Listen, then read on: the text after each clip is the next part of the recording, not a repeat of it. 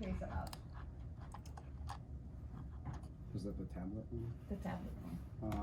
So there's two different tablets. One sells for about 300, the other one's about 260. And what they're trying to figure out is what is How many they should produce in an hour, and they spend a lot of time in three components: the touch screen, the fabrication.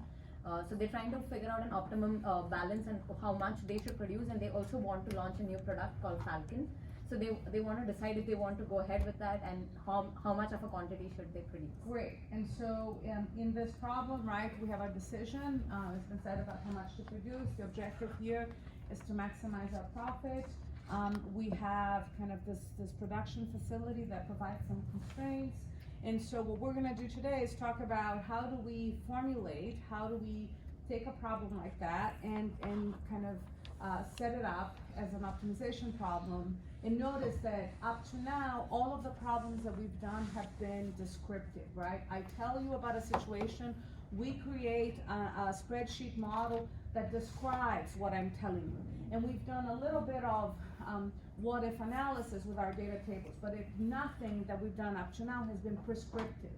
Now we want to set up a model that's going to prescribe, is going to tell us how should we kind of operate this facility, okay? So what I'd like you to do is to maybe work like 3 people, so the 3 of you, the 3 of you, the 3 of you, maybe the 4 of you, the 2 of you, or maybe like all of you. Kind of, I want you to take a few minutes and tell me, what do you think the folks at PPADS are to do? How much should they produce of each of the 2? So let's do this by 6:20. Okay, so I want to have kind of your ideas. You don't need Excel to solve this, and all you need is kind of maybe some back of the envelope. You don't need any sort of fancy math to solve this problem, okay? So why don't you, Adrian, go with these guys, and the 4 of you maybe get together, yeah? Pranav said that he would be late. He's also studying. Okay, all right, no worries. You know what, I think maybe either the 2 of you or the 5 of you kind of talk about it, yes? Okay. Do me a favor, Luis, can you come here and actually work with these guys, and then the 3 of you, and then the 3 of you, that'll make life easier? Okay, so let's take until 6:20 to figure out how we're going to do this. Yep. Oh, no, it's fine. I think everybody knows this.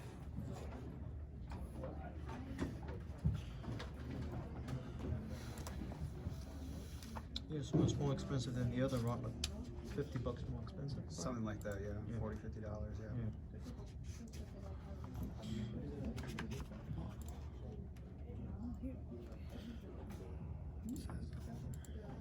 Like how many should they produce? Yeah, Hyper sells for 300, Xeon sells for 250. 250, yeah.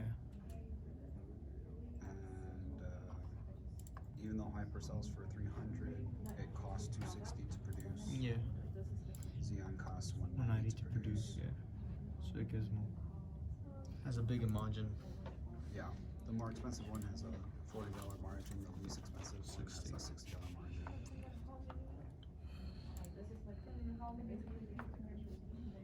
And then on page 2 it tells us the capacity. So for Hyper, they can produce 70 sets per day. And Xeon can produce 50 sets per day.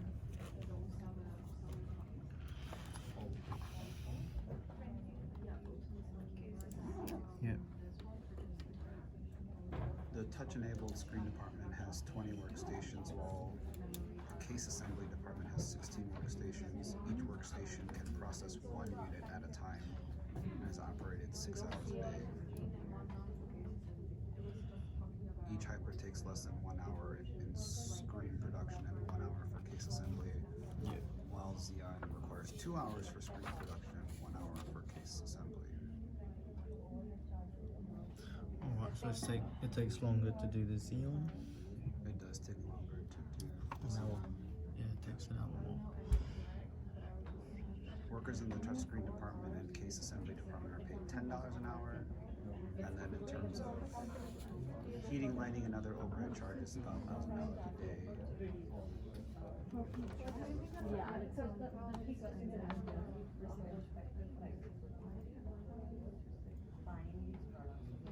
So, how many hyper have you been made?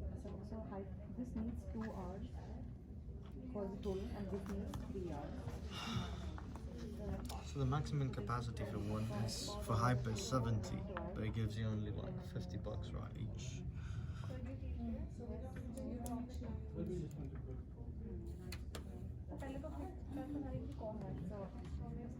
One of the friends who got 20 screen is $7,000.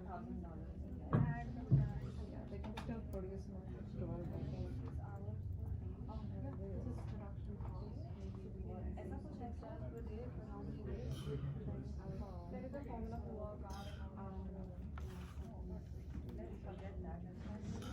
Alright, so since you can produce more hyper, in the end, hyper gives you 100 more in cash. Okay, how'd you do that? Oh, I just multiplied. What it give? No, wait. Yeah, the production of how much you can produce, which is 70, times how much it gives each 50. So you multiply 70 times 50, it gives you 3,500.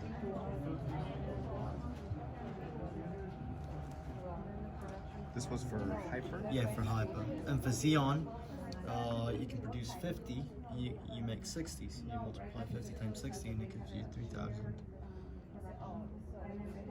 It's supposed to be 70 times 40? Times 40? Yeah. No, Because it's 300 versus 260, right? is it 260 or 250? 260. Oh, right, I did it wrong. Yeah, I thought it was 250. All right, 260, so it gives you 2,800. I'm sorry, 2,800. So you get 200 more for Xeon than Hyper. So Xeon is more profitable. All right. So Xeon is how much? Xeon, it gives you 3,000. 3,000? Yeah, because it's 50. The Times 60. Yeah, times 60. And for Hyper, it's 70. 2,800. Yeah, times 40.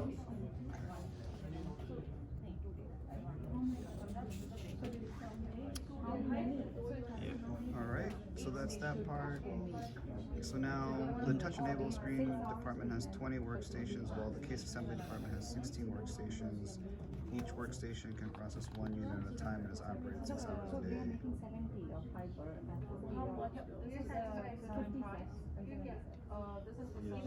So we would need to know the total hours. Yeah, total hours of production to know where to hunt. Yeah.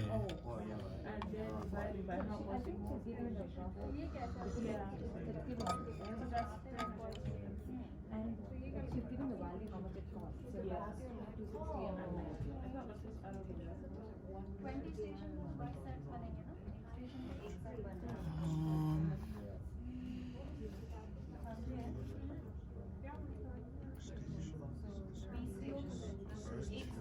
Yeah.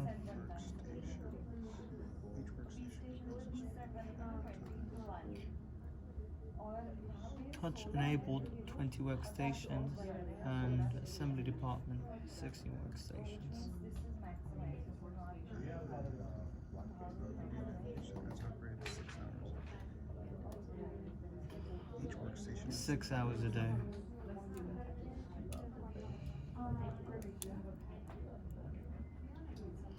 Okay, so let's kind of, I know you guys haven't had time to fully flesh out your answer, but let's talk about kind of how have you approached this? What is your approach? Stations. How are you Xeon. going to decide how many to produce? It takes more. Thoughts? How many? How, not how many, but how would you approach? Well, how would you start this if you were asked this in an interview? Which one is more profitable? Okay, so let's figure out the profitability. Okay, so let's talk about, basically we have two models, right? We have the Hyper and the Xeon, and so the idea here is let's look at the contribution margin of each and, you know, maybe make a decision using that information. So if we have kind of the Hyper, what is the contribution margin per hyper that we sell? 40. So, it is not quite, right? Because the price of it, how much is it? 300. 300. Okay, what is the cost of the part? 260. 260. But what else are we not including at this point? The other miscellaneous. We have, right, it says right here that for each hyper, it takes 1 hour in the touchscreen department and 1 hour in the case assembly. Okay, Xeon takes 2 hours and 1 hour. Workers in the industry departments are paid $10 per hour. So how much is the cost of producing a hyper? Right, if we think about it, right, they both start, they have to do the circuit board fabrication, yes, and that's just kind of the assembly. But in screen, it takes the hyper 1 hour, and then it takes an hour all for case assembly, right? So what is the cost for each of hyper in terms of labor? How many hours does it take to produce a hyper? 2. 2 hours. And so we know that that's going to have to be, it's gonna cost us $20 in terms of labor to do each of the hypers, yeah? Yep. And so this is going to mean that our profit margin for the hyper is $20, okay? So now we look at the Xeon and we say, what is the price? 250. 250. 250 minus 190. 190. 30. 30. So what is that going to be? 30. $30 per unit, yes? Okay, so if we do this way and we look at the profit margin, then what would it tell us? We should produce more of which one? Xeon. Xeon, okay? And if we look at the graph that you have here, right, what is the constraint? So remember, I guess when I started in the previous couple slides, oh, I'm on the wrong, I'm using this. Okay, right, when I started here, when we solve optimization models, resource allocation models, one of the things that we need to do is make sure that the constraints on the resources are satisfied, right? We can't produce kind of more than 50 Xeons because we only have available 50 circuit boards for Xeons on a daily basis, and we only have 70 circuit boards for the hypers. So this, we have to make sure that as we're thinking about the optimal solution, we need to figure out that we can actually produce that, okay? So here, if we're gonna focus on producing Xeons, based on the constraint for the circuit boards, how many Xeons can we produce? 50, right? We Yeah. have a capacity of 50 circuit boards. Yeah. So we can produce kind of 50 units of Xeons. Are folks with me on that one? Yes. Okay. So now what's gonna happen is, now that we've made this decision, we need to understand how does it impact the rest of the production, okay? Because that's going to determine how many, if we have no constraint on any other process, then we should make all 70 hypers. But we don't know that up front. And so so let's think about, so here it shows that if we have in screen construction, we have how many hours available per day? 6 hours. We have 6 hours, but there are 20 stations, right? So we can produce, we have 120 hours worth of production per day. So how many hours are we gonna use by making 50 Xeons? 100. We're gonna use 100. And so the screen construction, so if we think about screen construction, okay, if we, whatever production of hyper and Xeon, okay, if we do the 50, this is gonna use up 100 hours of screen construction. So what does that mean for how many hours are available? 20. 20. So what does that mean for 20 what we can produce in terms of hypers? 20. So here it says we can only produce, we have 20 hours, so we can produce kind of 20 hypers. But we need to make sure that we don't have an additional constraint kind of at the next level, okay? So we have 96 hours of case assembly. So how many hours so we'll use case assembly. We're going to use 50 hours, right? The total here, just to make sure, is 120 and 96, yes? And so how much does that leave us in terms of, so we have 46 available, and so this is the binding constraint. This is the one that kind of precludes us from producing any more hypers. Are we okay with that? Okay, so if we do this, what is the profit associated with producing this, this mix? Right, so this is going to be 20 units times $20 plus 50 units times $30. Can someone calculate that out for me? 1900. What is it? 1900. 1900? Yeah. Okay, all right. So now the question is this the best that we can do? Okay, and so can somebody think about a different way to think about this problem? Does anyone see any issues with it? So there is an overhead charge that they mentioned for $1,000. So we're gonna have to pay the overhead no matter what, right? So this is kind of our overall profit, and then we have to subtract the fixed cost, right? Okay. And so this is going to be our net profit. Okay. Any issues with this? Any issues with this solution? You actually pay extra for the working hours. Like people not working like 46 Okay, so we have a lot of idle capacity here, right? So we have idle capacity, which is unfortunate. But also, if we think about it, if we look at kind of the Hyper and Xeon with the circuit boards, it doesn't matter. Those are independent, so there's nothing we can do there. But when we look at case assembly, both Hyper and Xeon apply the same load, right? They both take an hour, yes? But for screen construction, Xeon takes 2 hours, right? And so, when we look at kind of we're getting $30, but it's taking us 2 hours to get that $30, okay? Whereas here, we're getting $20, but it's only taking us an hour to earn that.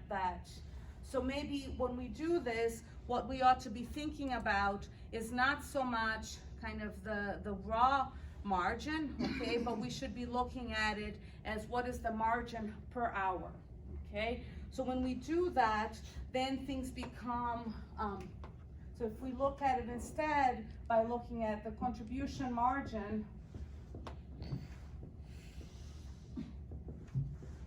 per hour, then we're going to say, okay, the Hyper, its contribution hour, does it matter?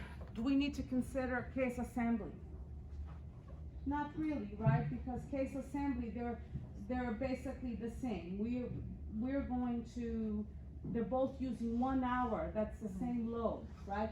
So the things that differentiates these two products in terms of their margin per hour is what's happening in screen construction, okay? And so if we look at that, we say, okay, for each Hyper, we're going to get $20 per hour that we use of screen construction. And for the Xeon, okay, we're going to get $30, but that's going to be every 2 hours. Okay, so which means that we really are getting $15 per hour as our margin. Okay, so if we do that, then what happens to our optimal strategy? What should we do first? Look at how many hyper produced. So now our focus should be on Hypers, yes? And so if we do that, how many Hypers should we produce? We should produce 70, right? Because we have a capacity of 70 units, okay? And so if we do the same analysis, okay, and we do screen construction, and we have the Hyper and the Xeon, and we say we're gonna produce 70 hypers. So how many hours are left here No, 50. total, okay? So we have 120, which means that we can produce, 25. sorry, thank you, not 50, but 25, right? Because it takes, the load here is 2 hours, so we can only produce 25, and that actually, so let me be very clear. So we are going to produce 25, and in screen construction, it's gonna use up 50 hours. Yeah. That's what's actually happening. And then when we look at case assembly, okay, we have 96 hours, yes? And so this, we're going to use 70, and how many hours will we use here?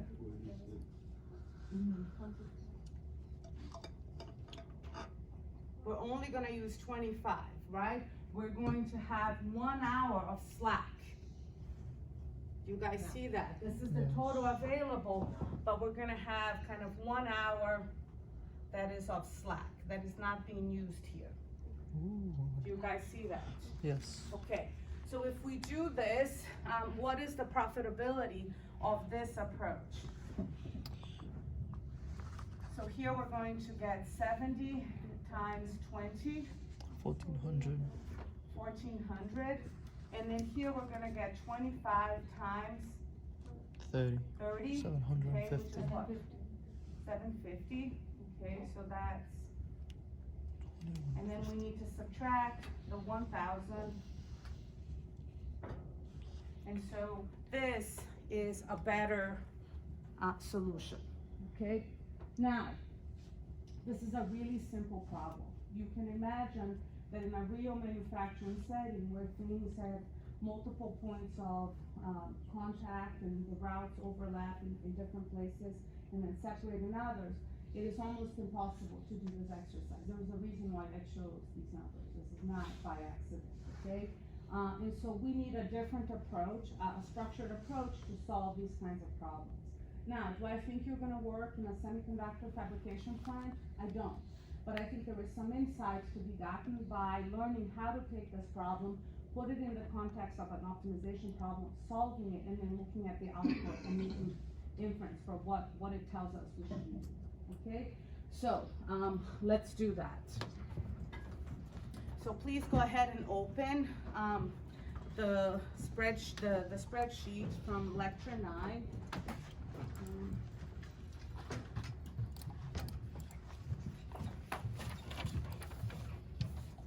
That's called P-Pods, producing P-Pads for profit.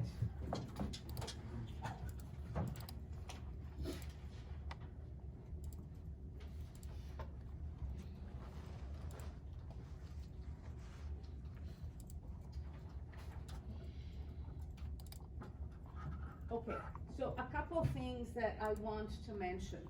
Okay. When I was in graduate school, I took 2 full semesters of linear optimization, okay?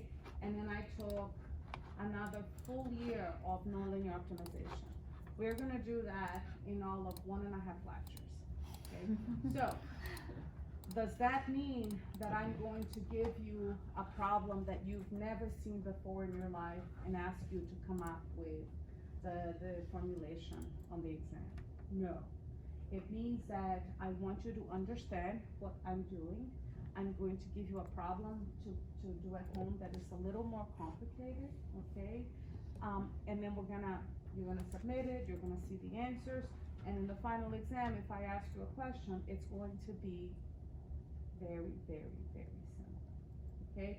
I want to make sure that you know how to read the output of an optimization model and that you know how to kind of input a very simple optimization model. If this is something that really kind of rocks your boat, you should do an industrial engineering degree or an OR degree, okay? But from my perspective, you guys are really gonna be managers and you need to know kind of that these models exist so that you can that you can hire the appropriate industrial engineer or the appropriate OR person to do it. But I'm not expecting that you are gonna be doing this, okay? So I just want you to kind of understand conceptually the pieces that go together, and then we'll go from there, okay? All right. So, when we do these models, the first thing that we need to do is we need to decide kind of what is up. And before I continue, please take a look at the sheet right here that says model. Okay, this sheet already has the completed model, okay? So I'm going through the process of creating it for you because I want you to kind of see how we construct the model and how we run it in Excel. But it's not because I want this to be something that you somehow intuit out of nowhere the first time you see it. Okay, that is not the goal here. Okay, so the first thing that we need to kind of think about when we're doing these kinds of models is what are our decision variables? What are the decisions that we're being asked to make? And so what are the decisions here that we need to make? Quantity. The production mix, right? How much of each of them we are going to make. And so here, what we need to do is kind of figure out, okay, what is the production mix? Okay, so the production mix that we're going to make, and this is in terms of like units per day or sets per day, okay, because that's what we're gonna be making a decision on. And basically, what we are going to decide on is how many hypers and how many Xeons we're going to make. Those are the two decisions. For me, when I'm doing optimization models, I always make my decisions as gray cells, so that when I look at it, I'm like, those are the decisions. That's kind of very clear to me, okay? So, let's talk about kind of, once I make the decisions, what do I care about? Once I make a decision, ultimately, why am I trying to decide how much to make? What is the goal of this company? What is my goal? Profit. So that's my objective. So first I decide what are the things that I'm trying to decide on, and then I say to myself, okay, so if I make these choices, how will it affect kind of my objective? How does it affect my objective function? Okay, and I do this by saying, okay, my objective here, and you guys said it, was to maximize kind of my total profit, okay, in dollars per day. That was my goal. That's the goal that I have. And so how do I calculate that? So let me ask you a question. If I produce one hyper and one Xeon, what will my profit be? It will be, so I'm gonna make $50, yeah? And so the way that you did this is in your head, you said, oh, I know what the contribution margin is. I know of the contribution margin for each one of these products, okay? In dollars per unit, okay, that I produce. And you said, because we did that on the board, and we know that the contribution margin for the hyper is going to be what? It's the selling price minus the material cost minus the labor cost. You guys remember that? That's what we did on the board. Are we okay with that? Yes or no? Yes. Okay. And we said, similarly, as if we drag this over, the contribution of the Xeon is $30. So, okay, so now, using what we've learned in, what if I had 10 units and 1 Xeon? How would I get the profit margin? So I can do this times this plus this times that, but what is another function that I know that does this? Sum product. Okay, so sum product using the number of units and the contribution margin.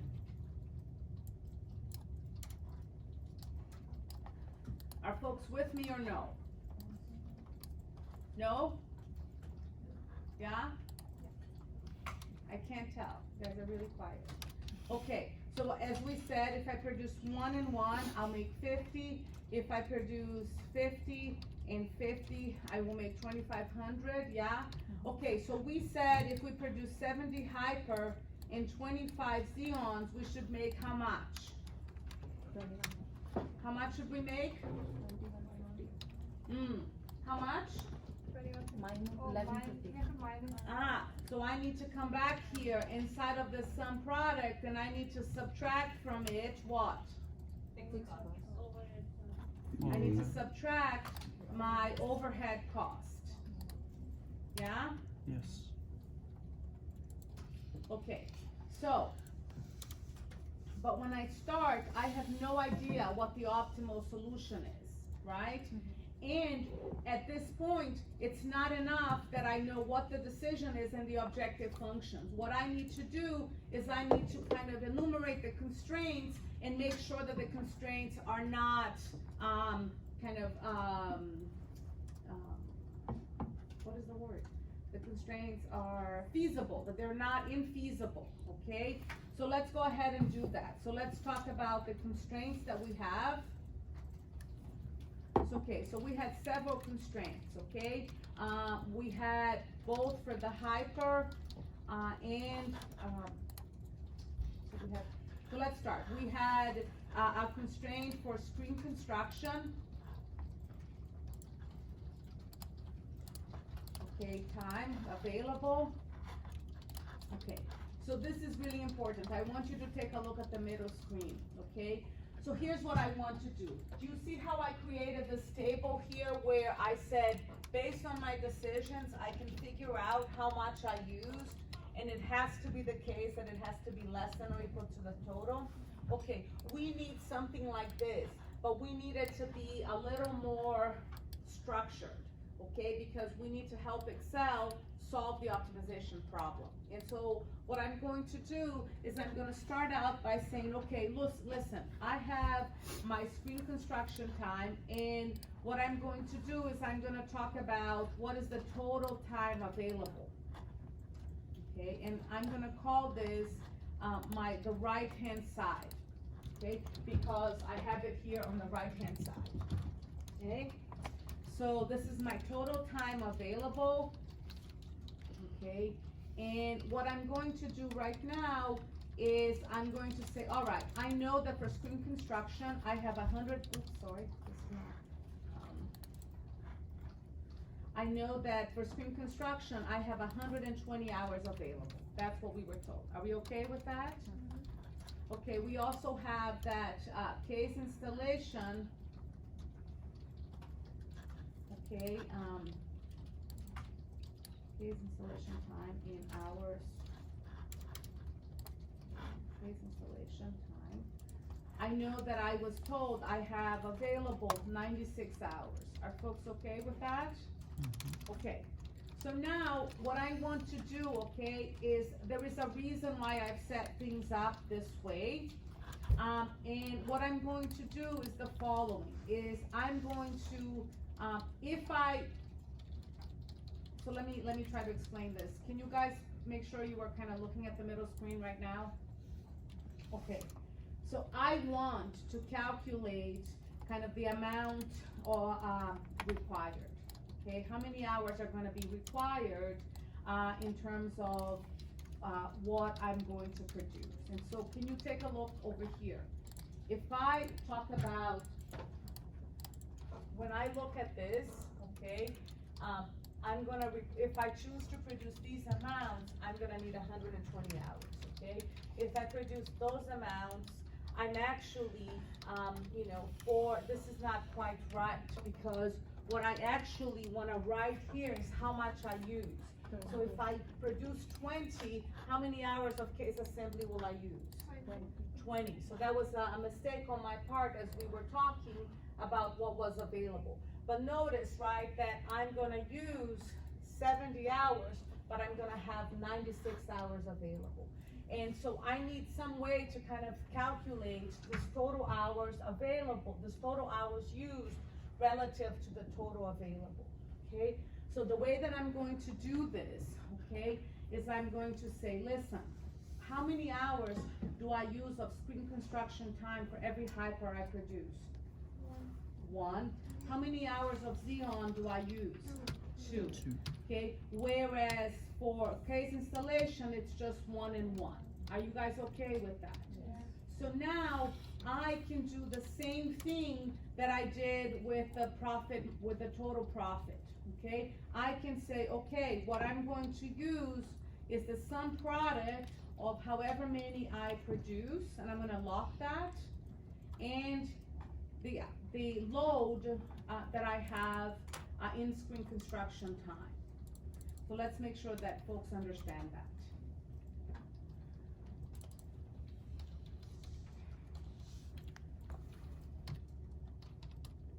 Okay, everyone wrote this out or no?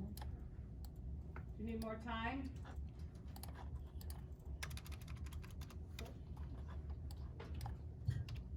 Okay, so let's take a look. So please take a look at the middle screen. If I make this 1 and 1, right, I'm going to use a total of 3 hours of screen construction because it's gonna be 1 hour for this hyper and 2 hours for this one Xeon. Do you guys see that? Okay, if I did 70 hypers and 25 Xeons, I'm gonna use exactly the 120. Do you guys see that? On the other hand, if I said, oh, let me produce 50 Xeons, it would say, hey, you require 170 hours to produce this, but you only have 120. So that would not work. Do you guys see this or no? Yes. Okay, so again, the choice, I'm gonna keep this as 1 and 1, and then I'm going to add this too. So if I produce 1 hyper and 1 Xeon, I'm going to require 2 hours of case installation time, yes? Okay, so for us to have our production mix be feasible, what has to be true? The amount required has to be what? Relative to Less the, than or equal to. it has to be less than or equal. By the way, this less than or equal right here is completely superfluous. I'm writing it because it helps me to remember when I'm going to do the optimization model, okay? You will see many times where people don't put this in because they just know that it has to be less than or equal to, okay? What other constraints do we have in our model? 6 hours and 20 hours. So we've done screen construction and case assembly. What else is left? We've done these two, right? So we have to do the circuit board, okay? So let's do that. So I'm gonna do the number of circuit boards produced. This is for the hyper. Okay, and this is in units per day.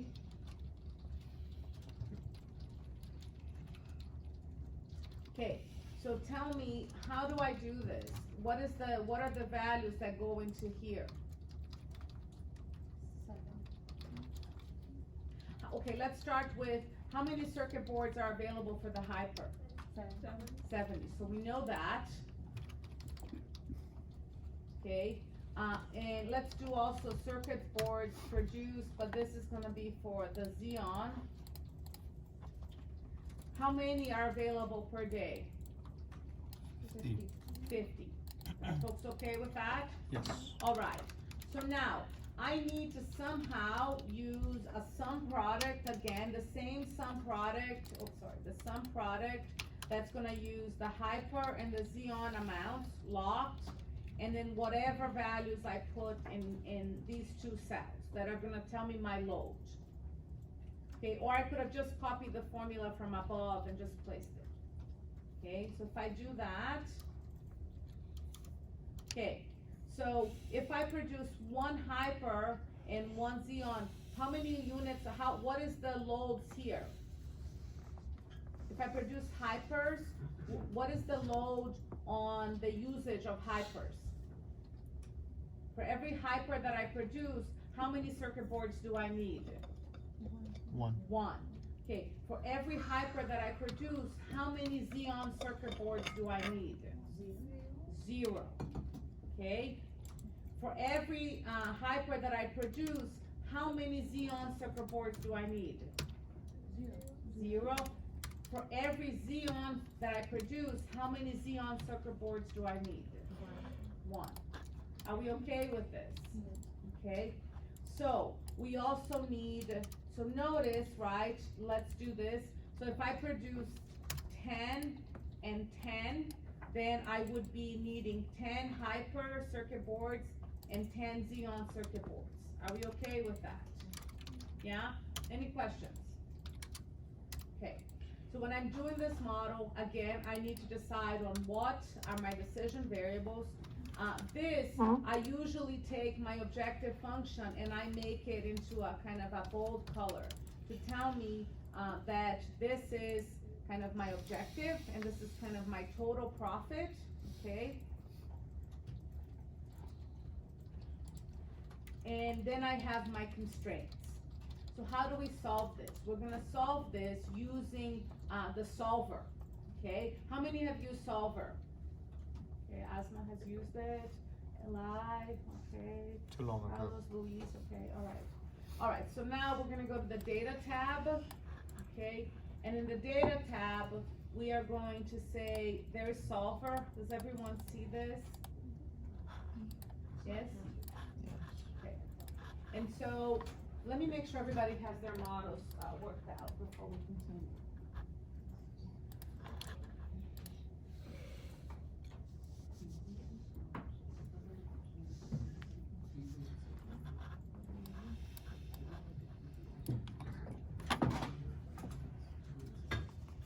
You know what, maybe language and I have it. It's okay, because there's the model to this model. You know, it's exactly the same.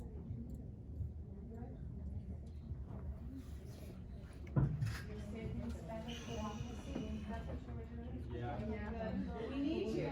We need you in America.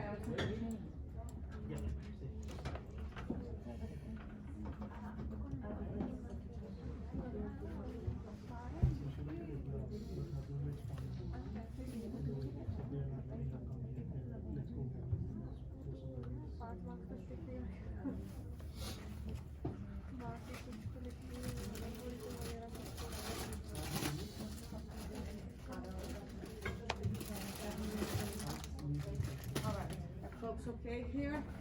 You guys good? Yeah? Yeah? Okay. Alright. Okay, so how do we solve this? We say, alright, we open solver and we do this by going to the data tab under solver. I'm gonna post exactly how to solve this as like a PDF file, okay? I think it's pretty straightforward, but you will forget, and so I'll post it so that you don't forget. Okay, so here's what our objective, so we have to set the objective, and so it says, tell me, what is the cell that is our objective? So which cell is the objective? D17. D17 is my profit, okay, so I wanna set that, and I can solve optimization profits where here I'm maximizing profit, but sometimes I wanna minimize cost.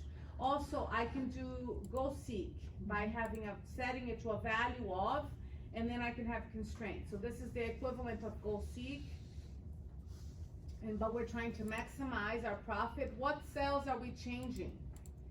Production mix. The production mix, the two gray cells. And now it says, okay, we have to add some constraints. So let's add our constraints. And so we're gonna say, look, we need to have that the amount required for screen time and construction time, or case installation, and here are the options. Less than or equal, greater than, integer, binary, but right now we say, okay, it has to be less than or equal, the default, then what's available, what's in the right-hand side. Do you guys see how I use the notation left and right? And then I say, I can either say okay and come back here and click add again, or I could have just clicked on add. And then I'm going to say, I need the amount of circuit board, and I could have done these all together. The reason why I put them I separated them by 2 lines is just that I wanted to show you the 1 and the 0 with when you have a separate product. That's the only reason. But if I had put them, you know, one row after the other, we could have just highlighted all of the right-hand sides, less than the left hands, and then, yes, okay.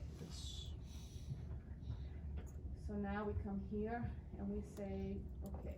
Okay, so now let's talk about what's happening here. Okay, by default, okay, it says that I want to make the variables non-negative, right? What you don't want in this problem, it's a very simple problem. It will pick positive values, okay? But sometimes If I could get money, maybe by returning a product, it might make me like return a lot of the product. So sometimes it make the value negative. And so that little check mark there says, no, we want all of the variables to be non-negative, okay? And then we are solving here, not using a non-linear. All of the things are linear, right? So notice, right? If I produce 30 more, my profit is gonna, 10 more, my profit is gonna increase by 10 times 30. So everything in here is linear. There's nothing that if I produce one more, I don't use like, 2 more hours. You understand? It's like a linear, it's proportional. So I wanna say here, hey, use the simplex linear program. Okay, so this is very important, okay? And I think that's it that we need to do for now. And then we click solve. Okay, so let's take a look at what this is saying. It says solver found a solution. All constraints and optimality conditions are satisfied. Okay, so if you don't want to keep the solution, the new solution, and you can kind of see it right here, it's what we found on the board. You guys see that? Yes. Okay, but if you wanted to keep your original solutions, you would just click, say, restore the original values. But we're gonna say, I wanna keep, and then we're gonna basically ask to see 2 reports, the answer report and the sensitivity report, okay? And then we're gonna say, okay. Okay, so when you do that, there's gonna be 2 reports, an answer report and a sensitivity report. Did everyone get those? Okay, so let's start out with the answer report, okay? It says that this is really, really fast. It solves, these are baby problems, okay? And so it says, okay, when you started the problem, the original solution that you had a profit of minus 500.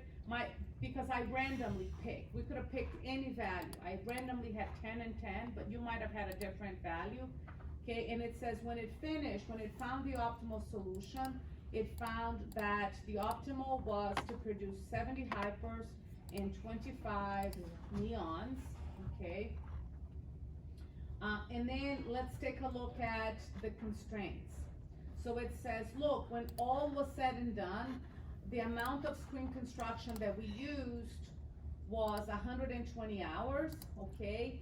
And this is binding. So what does that mean? It means that we used everything that we had available. The constraint is binding, okay? When we say, so here, the case installation, it's not binding, and we have a slack. This is 1 leftover hour, and we found this out when we were doing the solution on the board, yeah? With the circuit boards, it's binding. We use all 70 per day, okay, all 70 each day.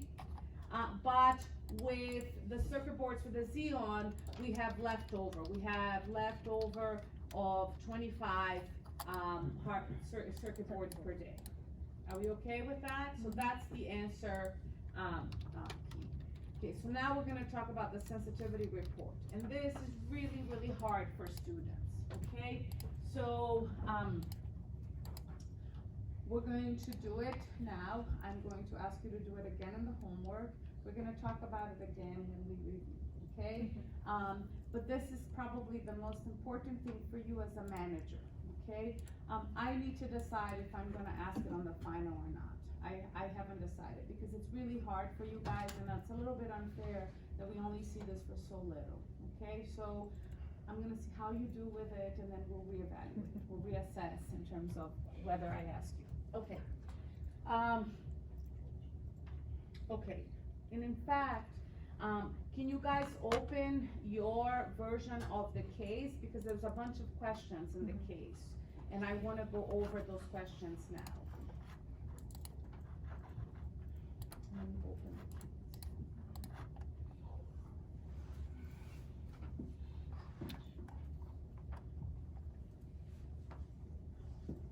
Go down.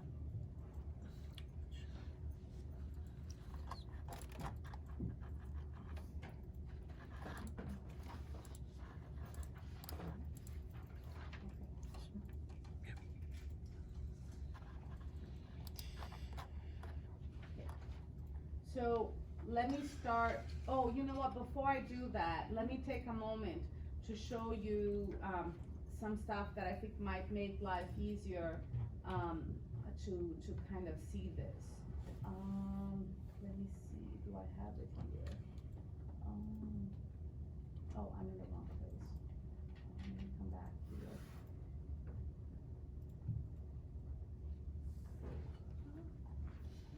Okay, I'm gonna open this up because I want you to see this.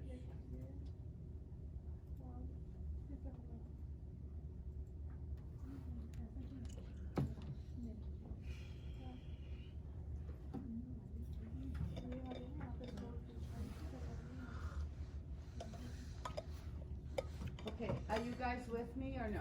Yes. All right, so this is a really, really simple problem, okay? And I'm not going to ask you to solve any of these problems graphically. I'm going to show it to you graphically because I'm hoping that this will provide insight into what we're about to do with the sensitivity analysis, okay?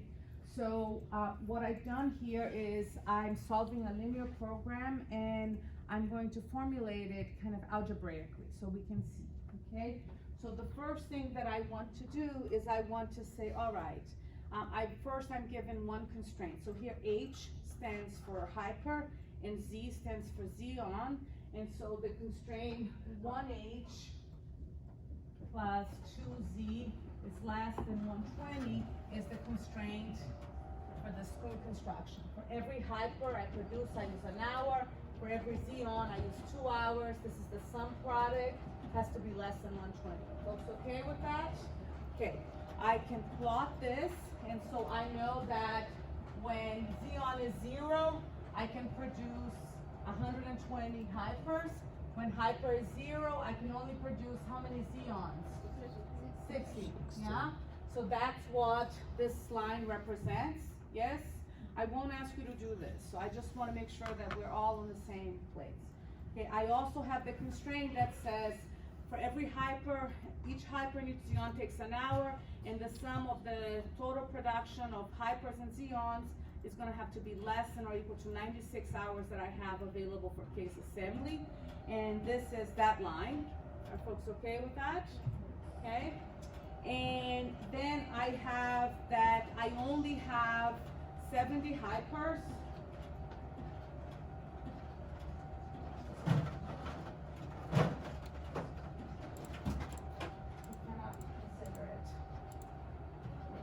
Okay, so now we can produce only 70 hypers, okay? I'm hoping that it will stop soon. Okay, so, and so that's that line, and the line for Xeon equals 50 is this line. But notice, right, that when I'm doing this, I only, because I have less than or equal to, I only consider the sides of the line. So H equals less than 120, it's only points that are on this side of the line. H less than or equal to 70 are points that are only on this side of the line. Do you guys see that? Mm-hmm. And so this is the feasible region. And then what's gonna happen is, if I think about, these are the solution that we found, that was the optimal solution. And this is the other solution that we found when we were just considering the maximizing kind of the profit, okay? But what I want you to see is that my objective function here, right, is equal to, what is it? 20, it's 20 times however many hypers I produce, plus 30 times however many Xeons I produce, minus 1,000. That's my objective function, okay? And the objective function has, we can plot it, and has this slope, as you can see on the graphic here. So what I'm going to do is as I'm producing here, I can move, as I'm moving my objective function, I'm increasing the objective function value. Okay, so when I'm at that point that we found, the 50/20, I make $900, and when I move over here, I make $1,150. Okay, it is just a true fact that when you have linear programs, the solution is always at a corner. It's just kind of it might be that like one of the corners might be like a line, and every point on the line gives you the optimal solution, but you're moving until you kind of can't go anymore, and if you go anymore, you become infeasible. Remember, that's when we got right here. If we went any more, if we went any more with this, we would be beyond the 120, yeah? So that's the solution. So when we do kind of now sensitivity analysis, what we're gonna do is we're gonna say, supposing I move these lines a little bit, how much, how can I move these lines and how will it affect my solution? Okay, as a manager, this is really, really important, because what I'm telling you is I'm saying, hey, listen, this is the optimal solution and this constraint is binding. But as a manager, you say to me, listen, I could add more workers. So if I could, what would be, if I say, I can add more workers, but it would cost me $200 an hour to add one more hour of labor. Should I do it? So we wanna be able to answer that question, okay? Or if we're saying, hey, by how much do we have to increase the profit margin of the hyper before we produce more of it? These are very important kind of managerial questions, okay? So that's what we're gonna do now with the sensitivity analysis. Okay.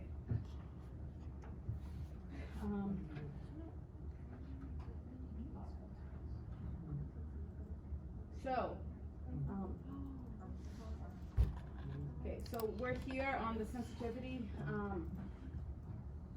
All right, so we've already answered A, how many Xeons should they produce and what would their maximum profit? That's on, we have that information on our answer report, okay? How should they allocate their available capacity? We already know that, and we know that we have two bottlenecks. What are our bottlenecks in this model? Constraints. There are the two constraints. Our two bottlenecks are screen construction time, and we have the hyper circuit board availability. Those are the two constraints that are binding, okay, that keep us from producing more and earning a higher profit. Okay, so now part C says, okay, we have, this market is very dynamic, the hypers are selling well, the CEO believes hypers can yield a profit margin of $40 under a new contract. Still, the CEO is prepared to lower the price of the hyper by as much as $10 to keep the contract, okay? Consider the best case scenario of a $20 increase and a worst case scenario of a $10 decrease in the hyper price. How should the production line adjust to accommodate these two scenarios? Okay, so let's go back. So what we're gonna go to the sensitivity report, okay? And now we are looking at, we are in this world. We are being told, so let's kind of figure out what this is saying. So this is saying that right now, the objective coefficient for the hypers are $20 per unit. That's what that 20 means. Are we okay with that? Mm-hmm. And that this is saying that our coefficient for the Xeons are $30 per unit. That's just the information that's given to us. Okay. So now this is saying, okay, by how much can the price of the coefficient of the hyper increase before we'll change the solution? In other words, if we are, remember that the solution where we are, the solution that we have, okay, is right here. We are, hold on, we are there. This is our solution, okay? And let me go down and show you right here. This is our objective function. And so notice that as they're asking how much can the hyper increase. And so notice, right, if you see this black line right here, okay, as this coefficient increases, what's gonna happen to this line? It's just gonna go up. It's gonna become more steep. Do you see that? Will the solution ever change? No, because it's just gonna be pivoting, right, going up and staying right at this point, as the last point. Do you guys see that? Okay, so now let's go back to this. And so that's what this means. This is an infinite. The Excel can't write infinite, so it writes a very large number, 1 to the 10 to times 10 to the 30th. It's an infinite, right, amount. So it increased infinitely, okay? How much can it decrease? So it says it can decrease by at most $5, okay, per unit. That's what it says. Now, let's go back and take a look here. So actually, can somebody give me the rationale for why it can only decrease by $5? And it's no longer Because it will profitable. match the profit from the. Yes, we can see in this very simple problem, right, that if it drops, we're going to go from having it be $20 per hour, it's gonna drop by 5, it's gonna be at 15 per hour, the same, and now all bets are off. And actually what is gonna turn out is at any point in that parallel slope line is gonna be optimal, okay? But we don't know that. We in general, we don't have that graph in front of us, but that's what's happening, okay? So if you are a manager, you don't have to know this, you don't have to see the graph, you just know that if the price is gonna drop by more than $5, you don't know, you have to rerun the optimization. But if, as long as it's within kind of up to $5 drop, then the value, what you earn differs, but the solution will stay the same. You're still gonna be at that point, okay? And so, so for part C, so if it drops by $10, then there is nothing that, it's more than the allowable decrease, and we would have to kind of rerun the optimization model, okay? But if it increases, so what if it increased by $20? What would it mean? So if it increases by $20, does it change the solution? No, it doesn't change the solution, okay? And what would the profit, but the profit would increase, right? Our profit would go up by how much? 1400. It would go up by 1,400 because we would still be producing the 70 units and we would be making an additional $20 on each unit. So our profit would go up by $1,400 if the price increased. But if it dropped by 10, we don't know. We have to rerun the solver. That's how this plays out. Are we okay with that? Okay. So now the second question here is part D. The business president for the Z Online has heard of a likely upcoming increase in Hyper's production due to the increase in profit margins. He believes that this will negatively impact the Xeon Live line as the facility will produce more Hypers. He sends you an email asking, how much must the Xeon price increase before you consider producing more Xeons? Okay, so now let's go back here. So now we're looking at the Xeon. Right now we're producing 25 units. That's what we're producing. And before we're producing 70 Hypers, okay? So it's asking, it's saying, listen, the allowable increase, if it's up to $10 per unit, then the solution stays the same, okay? So what do we need to tell him? What do we need to tell him? By how much must the profit increase before we consider producing more Xeons? $10. It has to increase by more than $10, More than 10. right? Because at $10, the solution will still be the same. And we can see that here, right? Because once it gets to 40, right, then we're gonna be even, okay? And so we're going to be in this, our solution will be in this particular line, okay? But this will still be optimal. All of these solutions will now be optimal, okay? But that's still not changed. So it has to increase. So it needs to increase by more than $10 for solution to change.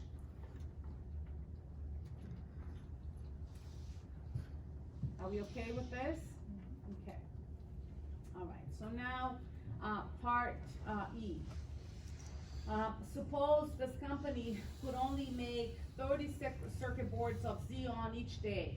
What will that affect, what will be the effect on their operation? So now we have moved away from what's happening with the variables and now we're in the constraint, okay? And so now it's asking us, okay, supposing we could only make what was it, 30 Xeons.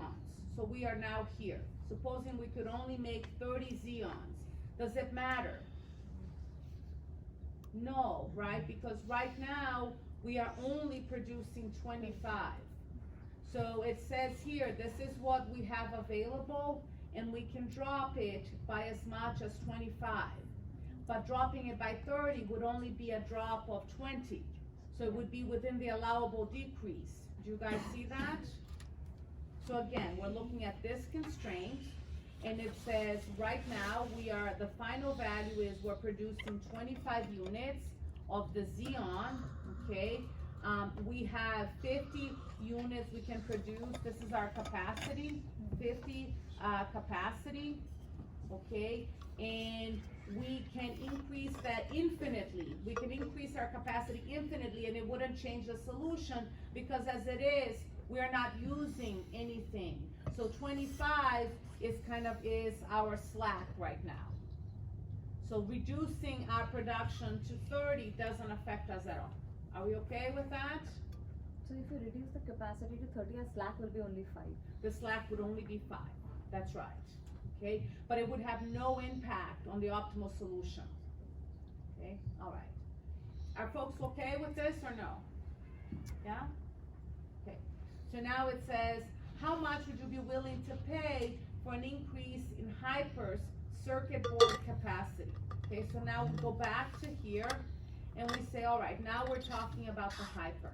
Okay, we're talking about the Hyper, and we're being asked, right now we're producing 70 units, okay, and we have a capacity of 70. 70 is the capacity, so clearly there is some value in being able to produce more, okay? So what does it say is our allowable increase? 2. So first of all, it says, okay, increasing it you can, but you can only increase it by 2. Okay, so let's think about why that is the case. Okay, so let me think about this, because I always have to think about it. Let me actually kind of do something here. So what's happening? If I increase that by 70,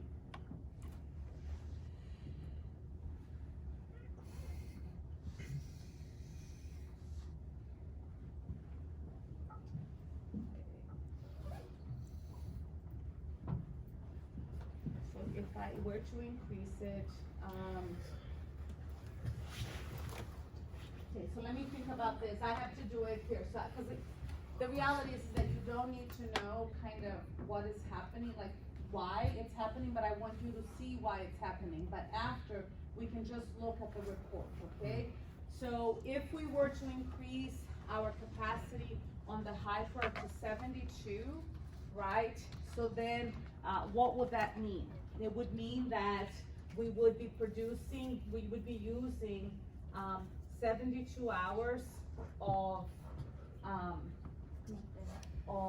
Hypers, yes, and so that would leave us with how many hours here? 48, and so how many of this could we produce?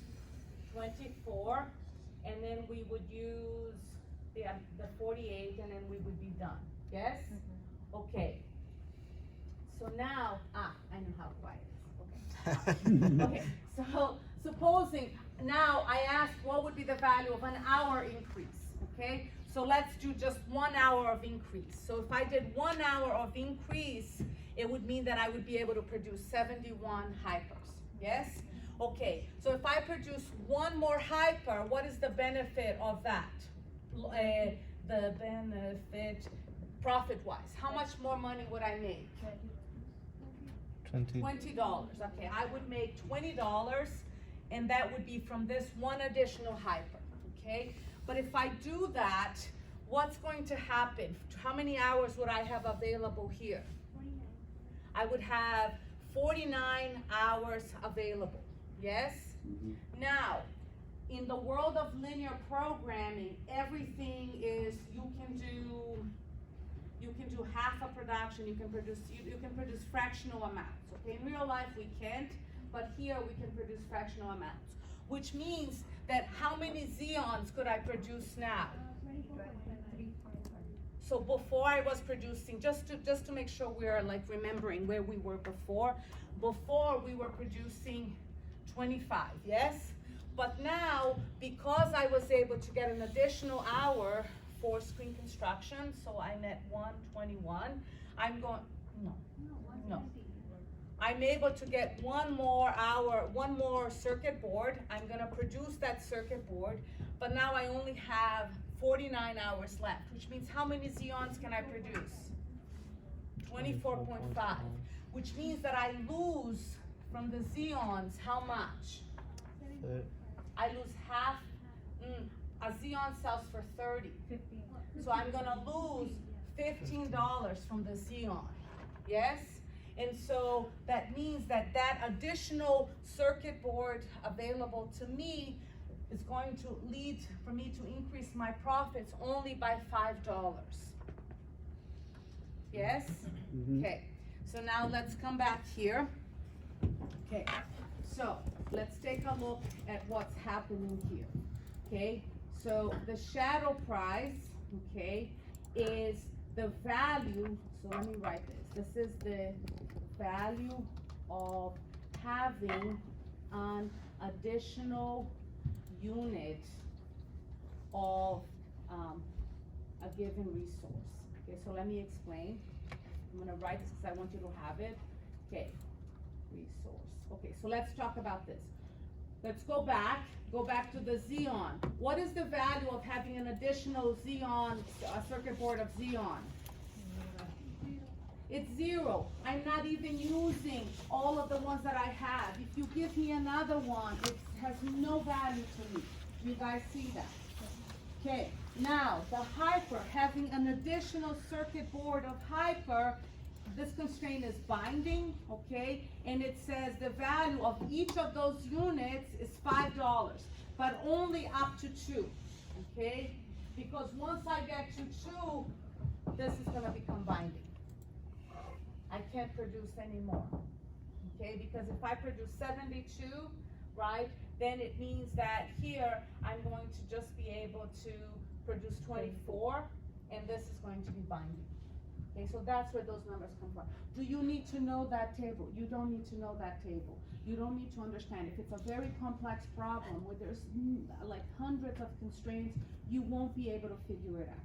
Okay, so all that you need to be able is to look at this table and say, if somebody says to you, hey, I can give you another circuit board for the Hyper for $250, you say, I'll take it, because it'll lead to a profit increase of $2.50. Yeah, but if they say, I can give it to you, but it's gonna be $10, you say, no, I'm good. I'm gonna keep the production as is. Okay, all right. Okay, so part D. We just did that. How much would you pay for an increase? You'd be willing to pay up to $5, but not unlimited, only for 2. By the way, you know, what is the allowable decrease? Why is it 50? Why would the solution change? Because then it will be like the older solution, 2050. That's right, so it will move us away, right? It will move us, so if we look here, if we reduce, right, this is the constraint, and we're moving it, as we're moving it, we're gonna get to right here. And once we get to this point, right, the solution now is going to change, okay? All right. Okay, so now there is a proposal from the plant manager that the touchscreen construction department increase its daily output by operating on an overtime schedule. The department supervisor reports that his workers are willing to work overtime, but only for a premium $12 per hour over their normal wages, okay? So how many hours of overtime, if any, should ASCO employ in the touchscreen department? How will they use it? So again, we are now in the touch screen, the construction screen, so we're here, okay? So what do we see on this front right here? So we are using 120. What is the shadow price? 15. It's $15. Should we take the additional hours? Yes, we should take them because they're only willing to charge us for $3, okay? And if we do that, again, for the same reason, we can increase it up to 2 hours, okay? And that will increase our profit by, $3, so that's gonna be the $15 that we're gonna earn from each additional, hour of production, minus the $12 that they charge us, times $2. And this is going to increase our profit by $6. Okay? Alright. So, an overall risk assessment highlights the touchscreen in case assembly departments as posing operational risk, given that separate and redundant lines are not in place. Still, each has multiple workstations. You're asked to comment on the following. If the workstation that has the touchscreen department breaks down, how will it affect ASCO's PDA production and profit? So we're asking for the touch screen, okay? So if it breaks down, so this is the screen construction, what is it going to cost us? $15. So, if it goes down, how many hours do we lose? Each workstation, how many hours is each workstation capable of producing? 6 hours, right? And so if we lose one of the workstations, what's going to happen is we are going to lose 6 hours of screen construction time, and so that's going to cost us what? 6 into 15. $15 times 6, okay? Because each hour of screen construction time is worth $15, okay? And we are going to lose 6 of those hours. Notice that this is okay because the allowable decrease is up to 50 hours, okay? So if we were to lose many more workstations, that would give us more than 50 hours, and we'd have to rerun the problem, okay? But we know that the impact is gonna be $90 in our profit for the day, okay? All right, so then let's do a couple more. If the case assembly workstation breaks down, how will it affect ASCO's production plan? So a case assembly, so let's go to case assembly. So this is the one right here, okay? So if one workstation breaks down, what's going to happen?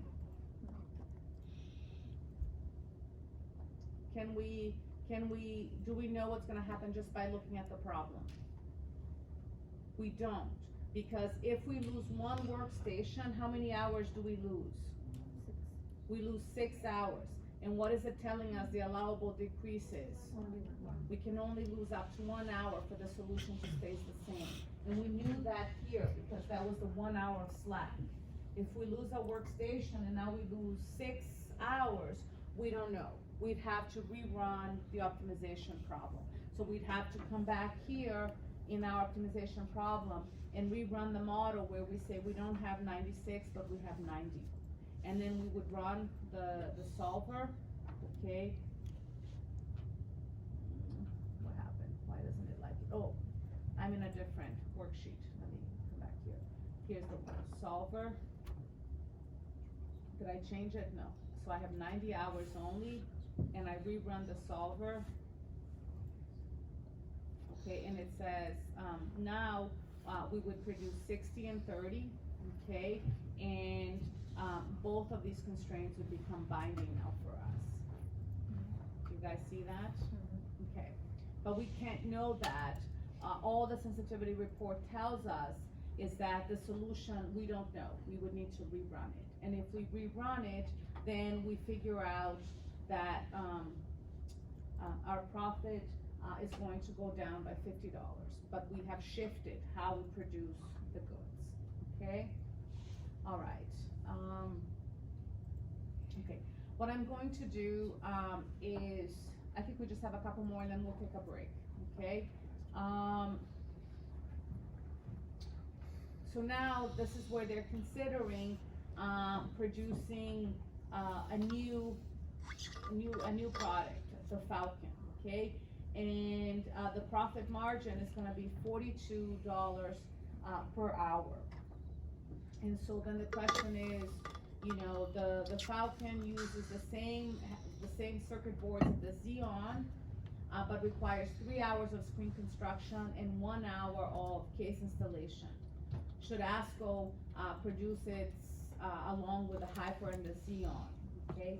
So if we were going to do this problem here, okay, we would have to basically insert another, we would have to say Falcon, and then we, you know, add kind of the same, kind of the mirror image of this for each one of our positions. You guys get it?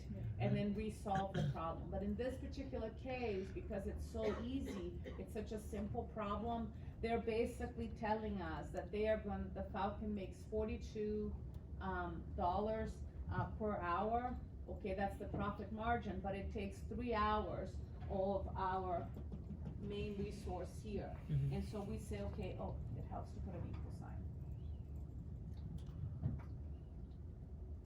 And It's so the not- profit margin here is 14, so it doesn't make sense, because as it is, we're not producing, you know, the ones that are we're producing the $20 per hour, so we know that we wouldn't, in optimality, we wouldn't produce. But in a regular problem, we wouldn't know that. In a regular problem, we'd actually have to add the column and really, solve the problem, you know, kind of additionally, okay? Okay, so let's take a break, let's take a 10-minute break. Kinds of, like you have crude oil, you have different, and you're trying to make like different blends of fuel or different blends of, things to sell, and so you wanna figure out how much of the different types of petroleum products you have into the various blends that your firm sells. So it's not just, seen in the wine industry. And so here we have the two types of wine, the Cabernet and the Merlot, okay, and then we have to decide, how much to kind of put of each of the two types of wine to the different blends, okay, but we have some constraints. We're told that when we sell the Reserva, on the bottle, if you drink wine, it tells you, if you buy a blend, what percent of, so this is a high-end blend, so it's 75% Cabernet, could have more, but that's a minimum. With the house blend, they 40%. basically, you know what, this is our house blend, the most we're gonna put of the Merlot is 40%, okay, and then they have the budget wine, which has no mixed constraint. Okay, so let's do this. Okay, and so, what are the decisions here that we have to make? Okay, so our decision, the first thing we have to decide is kind of on our decision variables. And the decision variables for our model right here is gonna be the amount of the source wines, okay, that are gonna go, to be used in the blends. And so, the way that we're gonna do this is, we're going to have basically, the source wines, and what are the source wines that we have?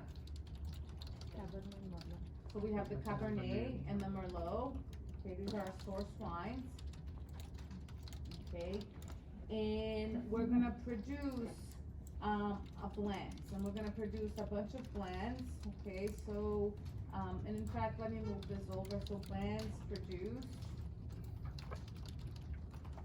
I'm gonna move this one over down.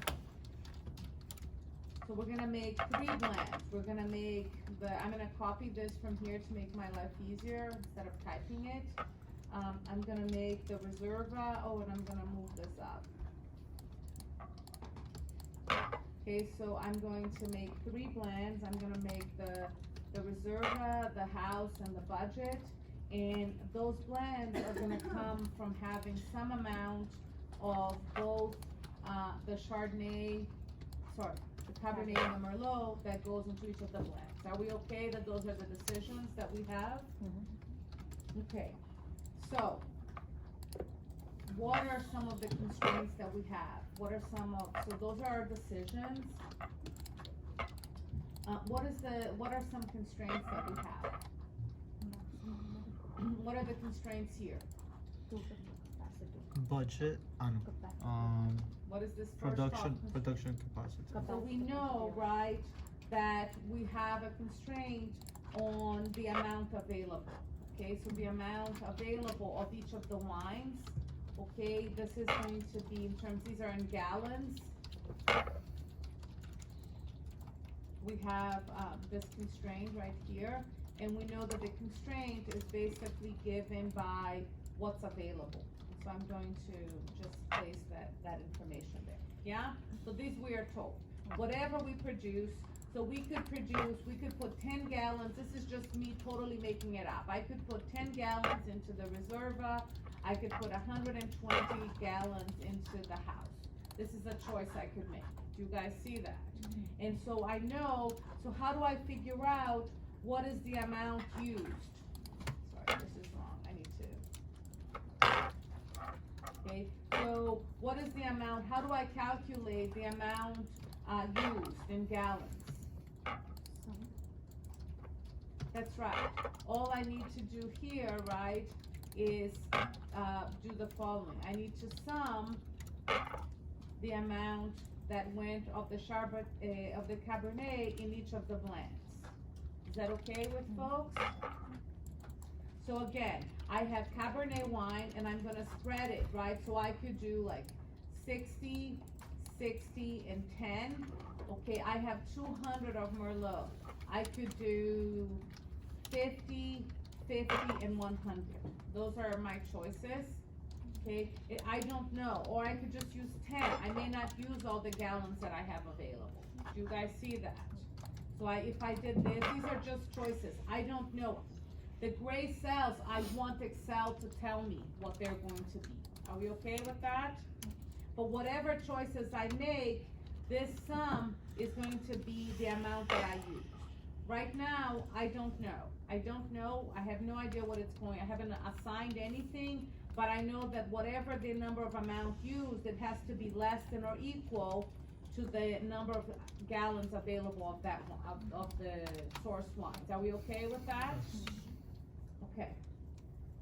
Now, supposing I put in 20 gallons of Cabernet in my Reserva and I put 80 gallons of Merlot into it. How much Reserva will I have produced? 100. 100 gallons, because it's just the sum of the two. And so I know that the amount produced of each of the blends in gallons is gonna be given by what? Again, right, it is the sum of each of the two types that are going to be going into the. Are we okay with this? So again, if I use 50 gallons of Cabernet in the house and 75 gallons, I will make 125 gallons of house blend. Yes? Okay. But right now, I don't know. I don't know what I'm going to do because I want the solver to tell me how much to assign. Okay? At this point, all that I've done is I've added these constraints, which is the constraint on the amount available of the source wine. But what are we told about the demand? These are our constraints on what we can sell. So we're not going to produce more than we can sell. Okay? So what we know is that the amount that we produce, we have to produce less than or equal to the demand. And this is the demand forecast. I'm gonna copy and paste it here. Are we okay with that? So whatever I produce, I cannot use more than the gallons I have available of the source wine, and I'm not gonna produce more than the demand forecast for each of the blends. Yes or no? Okay. Yes. All right. So now let's talk about, I'm not done, right? Because I still have these two constraints right here, right? And I haven't done these two constraints, and I'm gonna come back to them in a minute, okay? But right now, I wanna talk about kind of what is going to be my profit. What is my objective here? My objective, right, is to maximize my profit, okay? And how do I calculate? How do I calculate my profit? Solve. Oh no. I'm gonna move this up one or two. How would I do that? Supposing supposing I did, I don't know, 50, 50, and 20, and I made 120 and 80, and 0. Supposing I did that. What would my profit be? You don't have to type any of these numbers. I just want, how would I calculate my profit? Some product prices. Okay, so I'm gonna do some product of what? Amount. The prices and what? Amount. Amount produced of what? These, right? The reserve, the blends. Cause that's how I make $80 times 170 plus 50 times 30 plus 30 times 20. If that's the choice that I make of the blends. Okay, are we good with this or no? Okay, so this is going to be my profit, okay? Okay, now, let's go ahead and talk about these two sets of constraints, okay? So I have a constraint that is going to be the mix constraints. These are the constraints that have to do with the minimum amount of Cabernet and the maximum amount of Merlot. Okay, so how do I do this? So we have to have a constraint on the minimum, let me just not make this bold. The minimum Cabernet usage in Reserva. And I also have a max Merlot usage in the house blend. Okay? Alright, so now, how do I do that?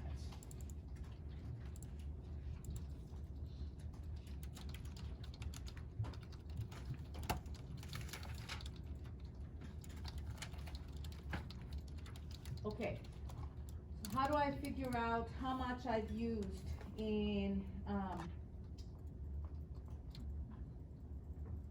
so what I need, right, is that I need whatever I use of the Cabernet. So how much did I use of the Cabernet in the Reserva? 50 divided. So whatever this cell is, okay, that has to be greater than or equal to what? 75. 0.75 times Amount produced. the total produced. Okay? And then I have the maximum Merlot usage in house. It has to be the amount that I used in the house, okay? Has to be less than or equal to 40% times the house produced. Okay? But when I start the model, I don't know anything. I don't have any information. I don't know what I should be doing. I just set up the structure of the model. I could have picked 1 and 1 for each of the numbers. I could have put any numbers I wanted in there, okay? Because I want Excel to solve it for me. So I could have done anything like, as I said, 10, 10, 10, 50, 50, 50. These are totally random numbers. Any numbers can go in there or no numbers can go in there. Okay, it's just to help me set up the model. Okay, all right. So how do we solve this? We go to data, solver. Oh, I don't know why this is here. Let's delete it. Let me delete these because I don't know what they're doing there. Do you guys delete these because I don't know. I guess it saved them. So that's okay. So we want our objective is B27 in my model. I wanna maximize it by changing what cells? The gray cells, B16 to D17. And then in terms of constraints, I'm gonna add a bunch of constraints. Okay, so the first constraint that I'm gonna add is that the amount of gallons used has to be less than or equal to, the available amount of source blend. My next constraint is that the amount of each of the blends produced has to be less than or equal to the demand forecast. And then finally, that the minimum carbonate use has to be greater than or equal to, the amount of the 75%. And finally, that the Merlot, the maximum Merlot, the Merlot usage has to be less than or equal to, the 40%, requirement of the total produced. Okay, and again, I can't produce negative amounts into the blends, and I wanna use the simplex method, and I say solve. Okay, and so it says solver found a solution. Oh, we're in the, okay, and I can see the answer of the sensitivity. Let me close this.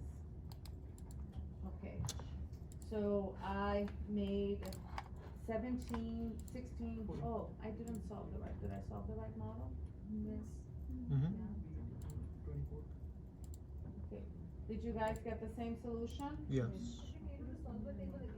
Sure, so solver, data, same. solver. I want to maximize my profit, okay? Subject to, or by changing the cells that are here.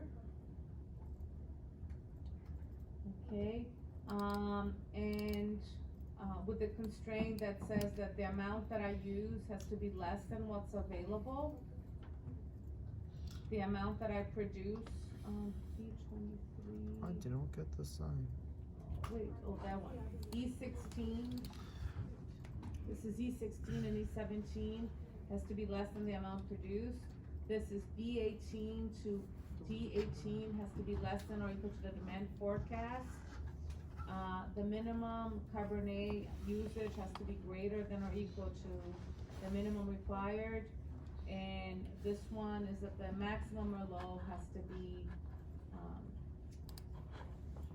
less than or equal to that. Okay? So now we have here our, solution. And let's take a look at our report. So it says that the optimal value is 16,867. It says that, so what are we producing? It says we are, the Merlot budget, we're producing 100 gallons. Okay, so this is, when we look at the solution from the Merlot budget, we're putting 100 gallons of Merlot into the budget blend. We are putting 43 into the reserva blend. Let's see here, hold on a second. I just wanna see what that is to make sure.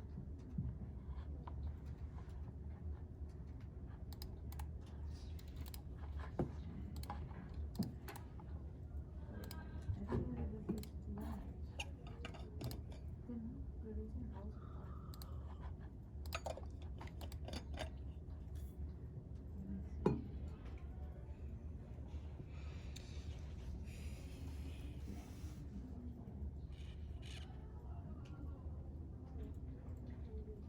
That would be 130 divided by Yeah, I think, the total, no? Or multiple. Oh. let me see, I'm just seeing, I have a different solution here in my original thing, so I'm trying to think, what did I do that was different? So I think,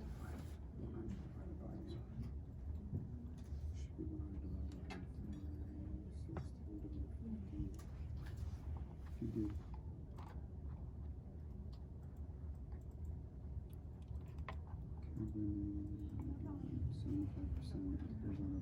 I'm trying to see, cause I think the solution I have in my notes is different, and so I'm trying to figure out what did I do that wasn't 25. right. Oh, no, that is weird. Then it Give me a equals to second, 75. okay? And house would be 50, that's not always 40. That's 40 out of Give me a sec. 60. 40 out of 60, that would be 40. That equals 100, that equals 100, that equals 100. I think, Should be less than or equal to 100. give me a second, I think this, trying to see.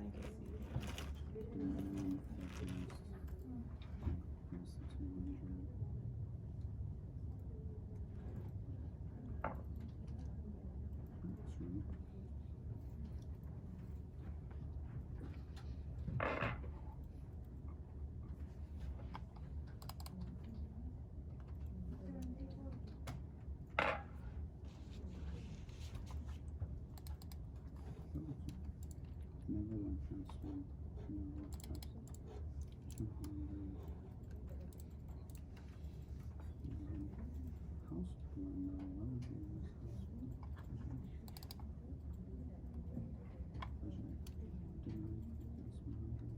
100. So we're saying never make a house. Maybe this is a minimum.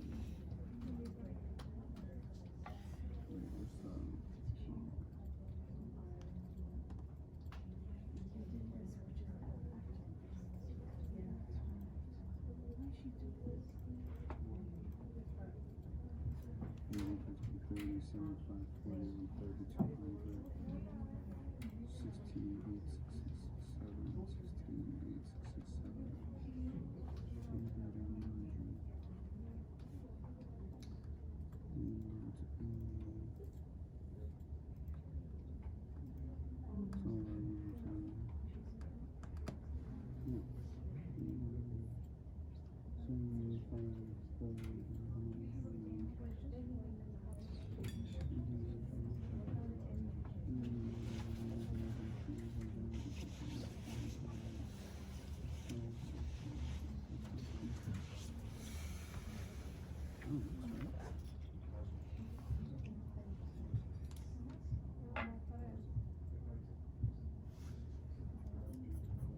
Okay, so it's very weird, so anybody who can figure out what's going on, I'd be very grateful, cause I think, yes, I'm getting a different answer.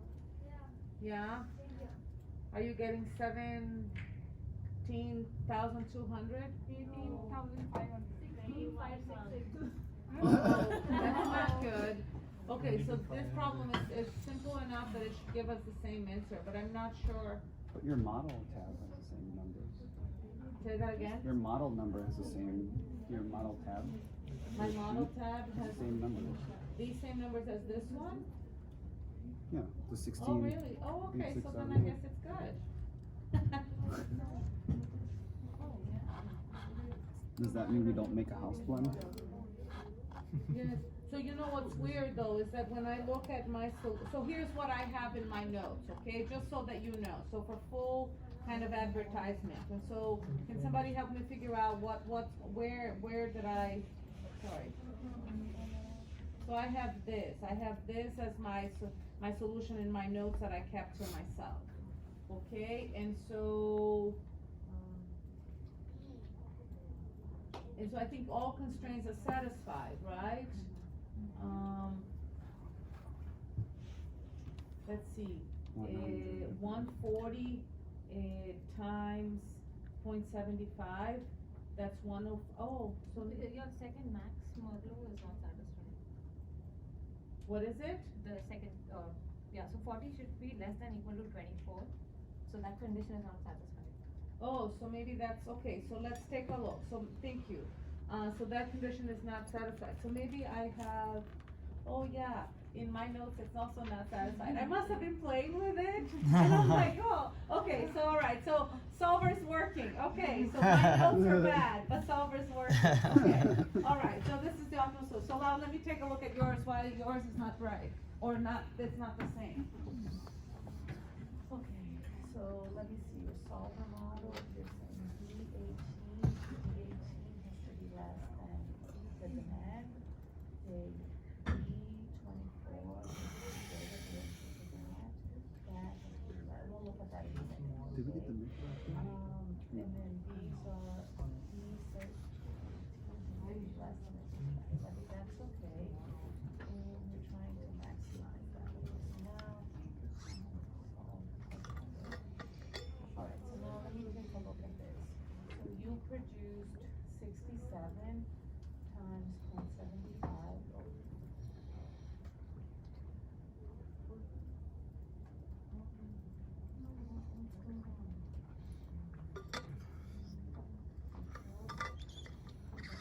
The total you produced times 0.75. So that's correct. So you have to produce at least 50. And then you produced 263, and the most you can produce is 0.4. And you gave me produce 0.4. So I think that's right.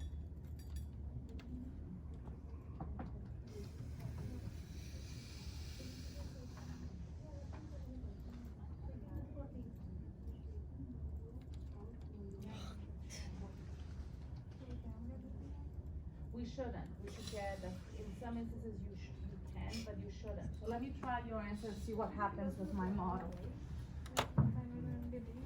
Okay, so you have, for the Cabernet, you have 60 what, 63?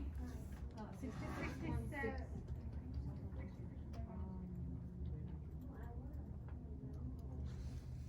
63, No, 66.6. and then for the Merlot? Zero. Okay, okay, and then for the house? 63.3. And then here? 200. Okay, and then here? It's both are zero. The budget is zero for both. So you didn't produce any budget? No, but this is not right, so, oh, see, that's the problem, no, that's what you produced. So 200 has to be less than that. So this is not, so somehow, this constraint is not valid, right? For me, it's giving 80 is less than equal to 105. Like, No, so this is not right, because if you produce 263 times 0.4, right, is 105. Is this not right? Is this what you have, 200? Yeah. But 200 is not less than or equal to 105. yeah. So that's not right. So do you have that constraint? No. Oh. Yeah, so it was manually written, that's why. It was Ah, okay. You Ah. can't manually write stuff. Come on. Okay, no, okay, good. All right, so, these are two kinds of problems that we can solve, both, one is a blending problem. So listen, there is no way, right, that I would expect you to kind of figure out how to write these constraints this way, right? It takes time, it takes experience. And so what I'm saying to you, as we see new models, I'm basically either going to give you the structure of the spreadsheet, or it's gonna be a model that's gonna be in a very similar vein. But maybe instead of having 2 source lines, we might have 3 source lines. Or instead of having, just 2 blend constraints, it might have 3 blend constraints, you know what I mean? But the idea behind them are going to be very similar, okay? So I want you to understand this, and then we'll take it from there. I think we do have time to do one more, and then we'll come back kind of next week, and then really wrap up, because we don't have a lot of time, and start on the simulation material, because I think it's more useful, okay? For you. So, let's go ahead and let's do, a different problem. Let's do the, picking, peachy projects, okay, so let's go ahead and open that up. This is in today's lecture, so if you go to course notes, There's the Peking, Peachy projects.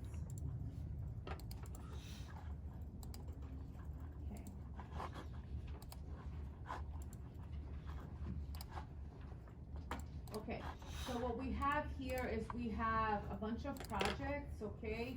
And in the, if you read the case, what it says is that, this person, you can start a project, okay?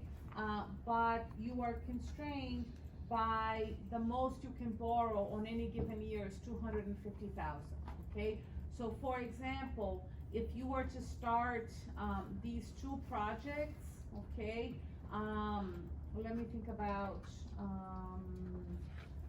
let me look at this. You couldn't, for example, start project 3, and project 6, okay? Because if you started just project 3 and project 6 in your mix, okay, these two projects would require like more than $250,000 because each takes 400,000 and 120. But you might be able to do this by, but you could, for example, start projects 2 and 3 because this project would return, if you started this project, it would give you 700,000 this year and offset by, that would give you a positive cash flow. Do you guys understand what's happening? Okay, so in this project, the decisions that we have to make are basically which projects to undertake. Okay, so our decisions are going to be which projects we're going to undertake. So this is called, this is going to be what's called a binary optimization model. Binary optimization model, okay? And it's different from a linear program. In a binary optimization, it means that 1 means yes, we do the project, and 0 means no, we don't do the project. Are we clear on how that's gonna work? Okay, so if I were to say,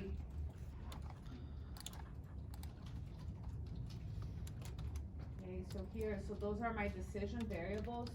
And in this project, so this project here is going to have all of these cash flows. So I invest $100 million now, and then in year 1, it's gonna generate 40 million, 50 million, 50 million, but then in year 5, I have to put in 70 million, and then 50 million, and then 50 million more. Are we clear on how the projects work? Okay, so one of the things that for each of the projects, we need to figure out kind of what is the value of this project. And the way that we're gonna do this is by using NPV. We're going to say, you know what, we're going to evaluate the project based on its NPV. And so, how do I calculate the NPV of this project? What is the rate here? 10%. It's 10%, okay, and I'm gonna lock the 10%. And then, how do I calculate the NPV? 107. When do I start the cash flows? Year 1. Year 1, all the way to year 7, and then what do I do? Add 0. the cash flow from year 0. So do you see how a lot of the things that we've done before kind of come back again and we begin to use them again, okay? So for each of these projects, we can calculate kind of their NPV, okay? And so our decision is going to be 1 or 0 if we decide to do a project or not. On any given year, we're gonna have an annual cash flow that is going to be either generated or required, kind of a net cash flow, okay? So how do we do this? Supposing I started project, I decided not to do project 0, not to do project 2, but I decided to do 1, and 5 and 6. And I didn't do this one. That's supposed, so these are my decisions, okay? Notice that I don't know up front. I'm picking randomly, okay? So if I decided to do these projects, what would be my cash flow in year 0? How much money would I need this year to invest? 300.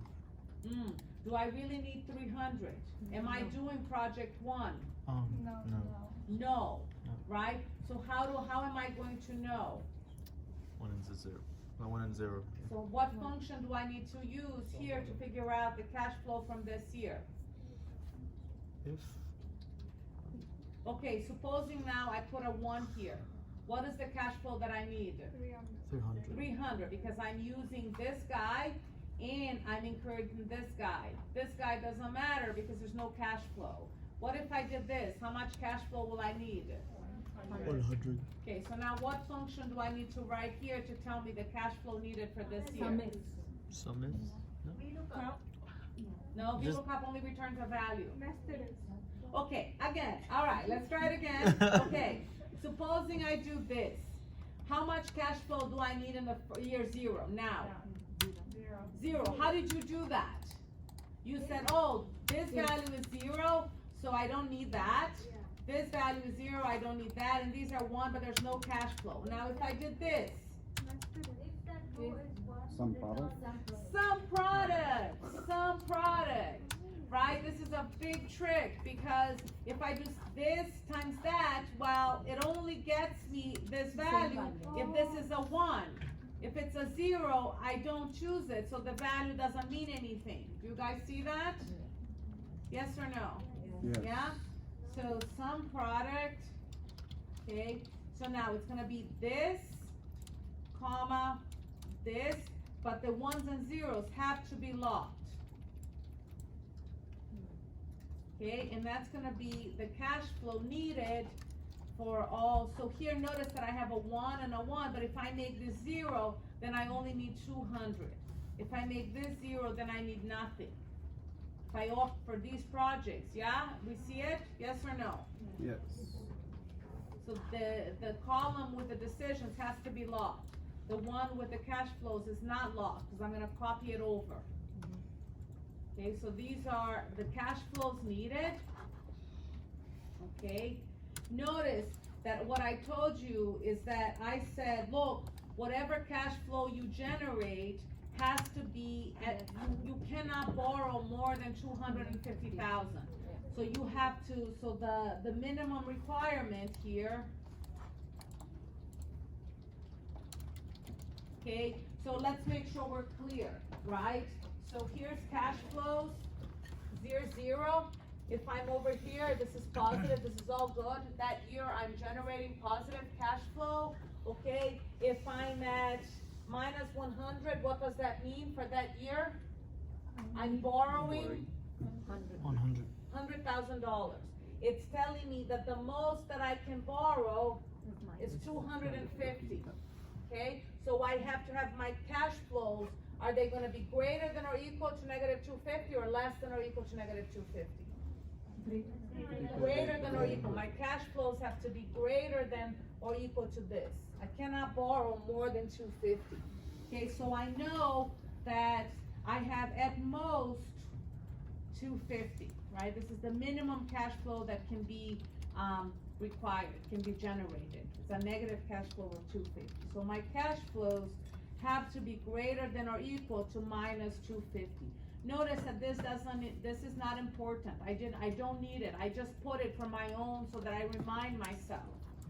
Okay, are we done with the optimization model? No. What am I missing? Constraint. Do I have my constraint? No. What am I missing?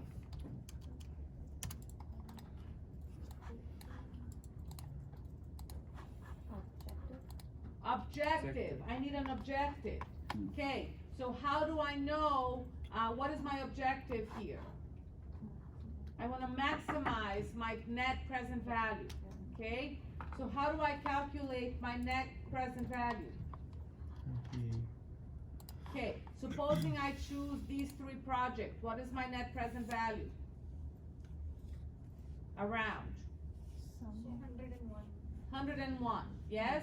Because it's 55 plus 5 is 60, plus 40 is 141 is 101. What if I chose,